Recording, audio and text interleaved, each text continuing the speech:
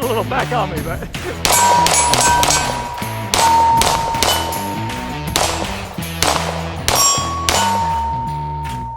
Sweet. All right, guys, automatic reload. I'm on autopilot right there. But this is pretty neat. This is the brand new Canik METE series. They've got two of them out. I've got one of each to show you. This is the SFX one. I liked it because a little bigger and it's more the competition world. You got your, your ported slide, and it had a threaded barrel option, red dot sight, and that shield. Mine are also used. This is super clear, and I do appreciate that. But of course, it's the trigger. I love the trigger. These Caniks, just dead out of the box. I used to say the Walther P99 trigger was one of the best, just factory triggers, but they really knock it out of the park for a budget pistol. This is my older Canik TP9 Elite Combat. A friend of mine was like, you gotta try Canik. I'm like, he was right, because they're pretty slick. Now, I've used mine a whole bunch. You can tell by the finish is chipped off. And but again, when it has a good trigger and the gun runs so reliably, I really liked it. And I just used it as my test gun, video gun, for a lot of different things. Now you have 5 different base plates here that can put a red dot on. As you can see right now, it's naked because I stripped it off for the Henry video we did the other day and never put the other plate on that has the rear sights. That's one of the first updates with the METE series.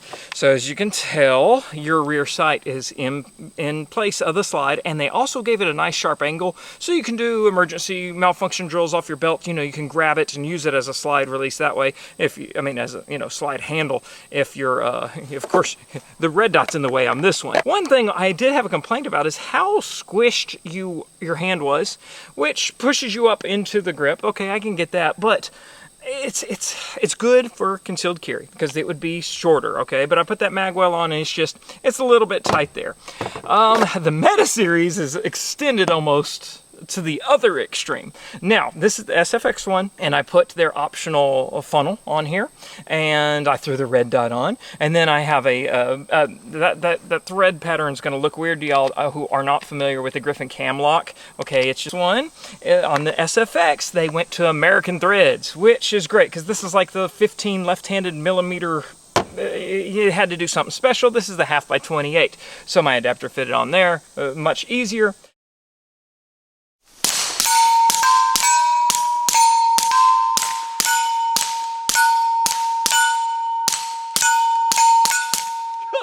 It's like a never-ending magazine. There it is. Had to get that 20 rounds out. My goodness. But here's something I thought, I forgot to mention earlier about the whole optics mount.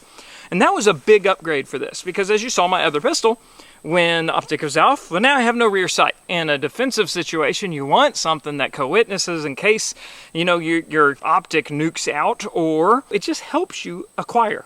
Especially newbies. If you haven't tried it with a whole bunch of mechanics and just getting that sight picture down, as we know, they're gonna look and like for that front sight, and sometimes they don't even look for the rear, and then they just shoot. Okay, and it goes way high. Yeah, anyway, co-witnessing helps. So what Canik did on this model is made it that these compact sights, that would be the RMR CC, not regular RMR, and then the shield, so this is the RMSC, that they fit and complete co-witness. When it also helps when you're zeroing it, because all I had to do is drop it on the slide, tweak to match the sights, and it was great today. However, regular full size, like the SRO or aim points or any of that, so the regular Holosun, okay, the Holosun little 507K, yes, that would fit on. But regular ones that take the RMR footprint, they don't have, it doesn't fit. However, I imagine they're going to have optic plates just like that TP9 that we can do it. And that's something I was looking on the website earlier. Those optic plates for the TP9 are only 15 bucks. They have the heel coils in them and such. So anyway, we may see those in the future. And I know they'll be coming out with the aftermarket threaded barrels and all that stuff. Something unique that I have not seen before. They have this little square that's a retention spot for a holster. I guess some guys said it was hard to make holsters for these because there wasn't enough sharp edges. I mean, usually use a trigger guard, but you can tell here the trigger guard is more pronounced. You have a little bulge here and you have a nice undercut, so you get a high grip, but it's got a square, so your holsters, I guess, can have a retention point there. You have ambidextrous slide stops that also pretty low profile, a nice square button for your mag release, and then 3 choices of palm swells. Inside the box, though, it's just too cool. It's just that when I got this, and that's full disclosure, they didn't pay me for anything, but I did get a cool box of pistols. When I opened it up, I'm like, woo, look at this. And this is your optics tool. I'm trying not to point it at the cameraman, but it's okay. You got a little hex here, and you got little bitty hex bits inside the handle. First thing everybody says when they see this setup is, I want that little thing. So this is what I did need to show you though, because this will be included. It's their push tool, because they're boasting of how easy you can take down the entire firearm with just this tool. But for the back strap, okay, yeah, it pushed right through with no extra special tools, and so you could take your, frame all apart the same way. You do have to pull your trigger, it seems, to take your takedown levers. But then, on the inside, yep, looks like a pistol to me. So, there you go. The trigger, though, I love the trigger. It's like 4.3 or 4 pounds when I had it on the scale the other day. So, pretty legit. And the capacity. Standard capacity mag, 18. Fits flush, especially really flush with the when you have the loading funnel on there. So then it's real flush there, and then this is the loaded one, but 20 rounds right there. So very high capacity there, and I had some of the TP9 extended ones, and they fit inside, which also means they should do the other way. And if we take that 20 rounder, there we go, fits in the old school ones as well. So pretty cool. I'm tired of talking. Let's go back over there and shoot. All right, there it is, 25.0 yards. Wanted to do some accuracy test. Now, I switched out to 147 grain. We were shooting 115 earlier, but man, I was shooting those Firebird targets at 15 yards without an issue, and those are like sub 2 inches. So we'll see what I can do, at least freestanding. All right, I got a 20 round mag, but we'll probably get, yeah. Here we go, let's see, we're just gonna hold dead center.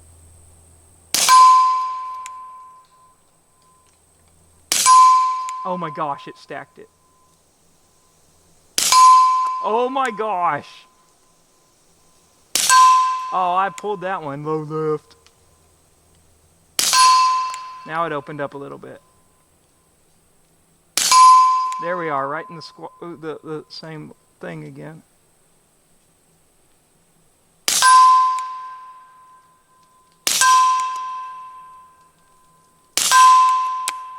Oh, there's that suppressor issue, I bet. Money, put that ammo in your pocket. Let's go for face. We're getting... Well, that was sucky. There it is. I rushed it.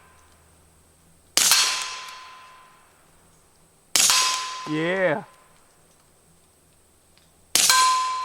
Sweet. I'm getting tired. Go for the hostage head now, just for fun.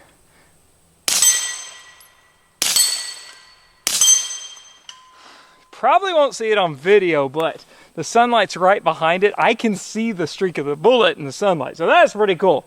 But those first 3 shots were just like, well, they were probably more like this. So that was pretty cool.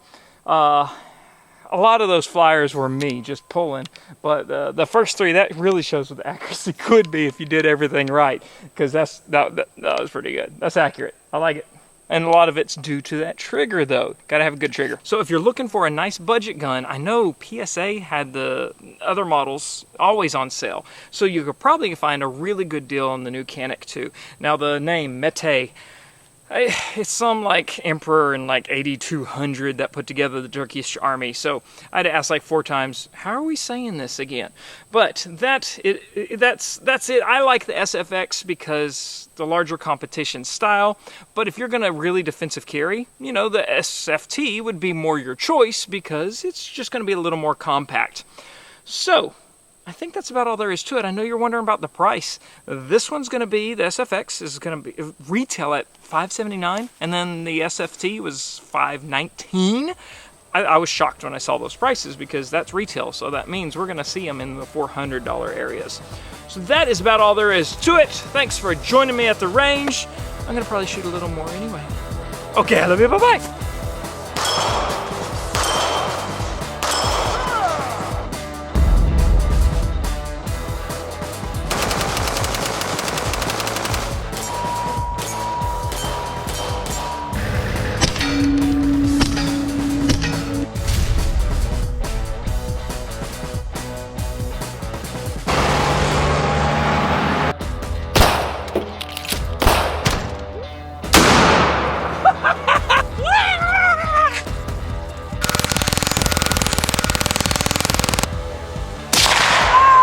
That's right!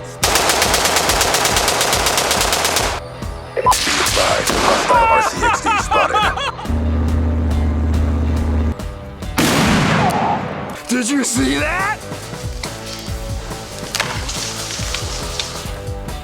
We good? Come on, Nussie! Come on, Nussie! I came in like a wrecking ball! Yeah!